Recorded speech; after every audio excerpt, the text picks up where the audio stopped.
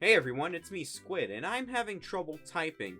You see, every time I press a key, just any key, I accidentally type the entire Gettysburg Address. Shit! This happens to me every time I type! I don't know what I'm doing wrong! Well, luckily for me, I could just relearn how to type by playing typing educational games. But I don't want any of that real person boring stuff. No. You know what I want? I want something that's exciting, action-packed, and thrilling. So that's why we're going to be playing Typing of the Dead. You know, I have a tendency to not check front covers of games, so to make sure that this is Typing of the Dead, I'm going to check the front cover. Damn it! I think every big game franchise in the fourth console generation made its way to PC in one form or the other. Obviously, the two big console manufacturers at the time hopped onto the PC train, that being Sega and Nintendo, although Sega released their games mostly in the 5th and 6th generation. Sega released a bunch of console Sonic games on PC, including but not limited to Sonic CD, Sonic 3, and Sonic 3D Blast. Nintendo also put out Mario PC games in the 90s, however, there were no mainline Mario games released. The only games Nintendo put out for DOS were educational games.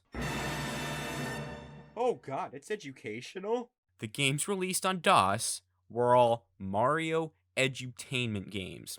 Mario is Missing and Mario's Time Machine were both released on DOS, as well as the Super Nintendo and the Nintendo Entertainment System. Mario's early years were released on DOS and Super Nintendo, but there are two DOS-only Mario games that weren't just coloring books.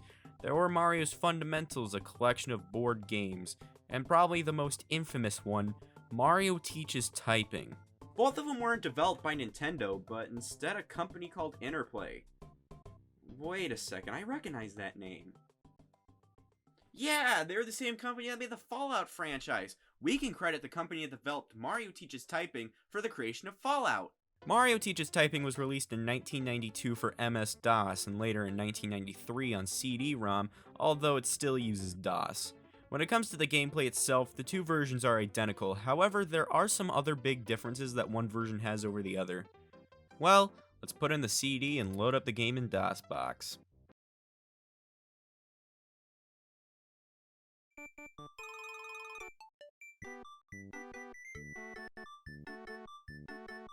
Okay then, all my doubts about this being a Mario game are out of the window, as it's right there! How could I be mistaken at this point?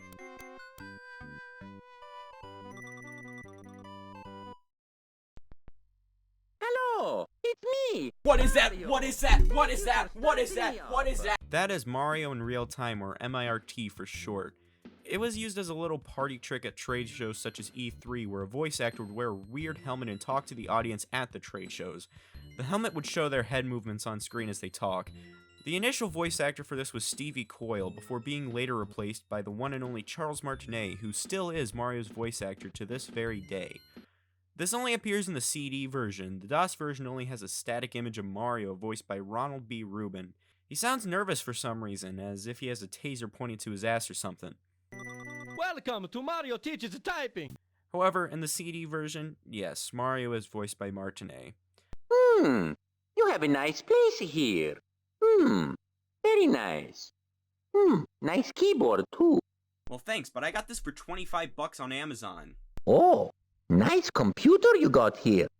Can I have it? No, this is my computer! The head also makes an appearance in Mario Teaches Typing 2, but these were the only game appearances of this tech. The levels are time-based, and you don't need to get a words per minute goal on them to move on. The first level, Overworld, has you typing different characters for 2 minutes, and then it's on to the underwater section. The Overworld sections are weird. I played them in windowed mode a couple of times, but when I played them in full screen, the blocks and enemies were lagging so hard that I almost got motion sickness. You can't really go that fast either, you can only see around one key ahead of you at all times. Mario's Wet Word Challenge. It feels very long. You have to type individual words for 5 minutes, and towards the end there's punctuation and capitalization involved. You start out getting chased by this thing, and in the next stage you get chased by the Cheep Cheep. The final gamey section is the castle or underground section, and it's the exact same thing as the underwater sections, except now it's with full sentences. There's only 2 rooms here, a room with thwomps and a room with quicksand. These are the only 2 rooms you encounter here for 5 minutes straight. This one drags on even longer, as again, these are the only 2 rooms you see. Honestly, the subjects you type about here and in the next sections are kinda interesting, but if I was, let's say, 8 years old, I wouldn't care about how 1939 was the best year for American cinema. I'd rather type about Minecraft or whatever, not movies. Nowadays, I can write an entire essay about it, but are people 15 and older really this game's demographic? Around my third playthrough, when I beat this section, the disc stopped working. I kept pressing random keys, and about 30 seconds later it started working again, but then it crashed when I went to the finale. Speaking of that, finally, we move on to the finale part. You either type an essay or you type random characters. Mario's face is at the top, and on the original version it seems to change based on how many errors you make, but on the CD version it never seems to change even if you make a lot of errors. Mario just stares at you with his deep, dark, soulless eyes. Well, actually his face does change, it's just I've probably made too much errors trying to get his happy face. Oh yeah, I completely almost forgot the cutscenes. The game is strung together by cutscenes that tell a story? These are only on the CD version, so for those unlucky bastards who accidentally bought the floppy disk version or downloaded the game from the Internet Archive, well, you're either in luck or out of it, I'm not sure. Mario and Luigi encounter a random typewriter in front of a castle. Mario tries to type on it, but whatever he was trying to communicate is completely lost on me because Mario sucks at typing. Look at this, what's he trying to say? The typewriter explodes on Mario as a result of his absolutely miserable typing skills, but leaves behind a note telling Mario to find the 3 missing typewriter pieces. I don't understand how this works. A typewriter explodes because Mario is so bad at typing, but then he has to find missing typewriter pieces? I am completely lost. Mario kills a Koopa Troopa, then a mushroom comes down and gives him the first typewriter piece. An octopus hands him the second, and then the third comes from a green block inside of a castle.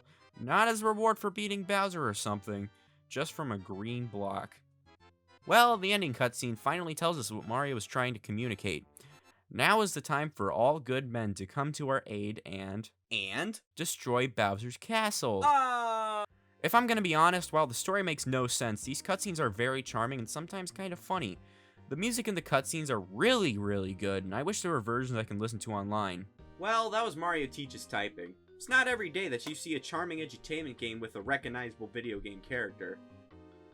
Sega had their own hand in PC edutainment, and it was nothing short of traumatic. I really like this game for what it wanted to do, and in my honest opinion, it executed pretty successfully.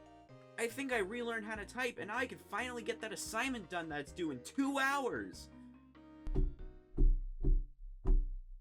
Ah, fuck! Now I can't stop typing the Declaration of Independence!